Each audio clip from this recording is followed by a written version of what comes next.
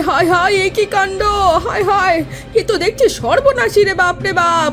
আর তোরা দুজনে রাস্তার ধারে দাঁড়িয়ে কথা বলছিস? হায় হায় হায় হায়। কথাই তো বলছি বৌদি, তুমি তো চিৎকার করছো কেন? হাতে হাত রেখে চোখে চোখ রেখে কথা বলছে, আবার বলে কিনা তোমরা এত চিন্তিত কেন, চিৎকার করছো কেন? হায় হায় হায়, দেখো ছেলেটার সঙ্গে মুখ পুরির আবার বিয়ে দিতে না হয়। আমি কেন রবিকে বিয়ে করব বৌদি? আমরা ছোটবেলা থেকে একসাথে পড়েছি, আর ওর সাথে আমি শুধু দাঁড়িয়ে কথা বলছিলাম, আর তুমি এত কিছু ভেবে নিলে? ভাবার তো কারণ আছে। বিয়ে করে এখান থেকে চলে যাও, বুঝেছো? শ্যামলী আর লতার চিৎকারে কয়েকজন প্রতিবেশী জড়ো হয়ে যায়।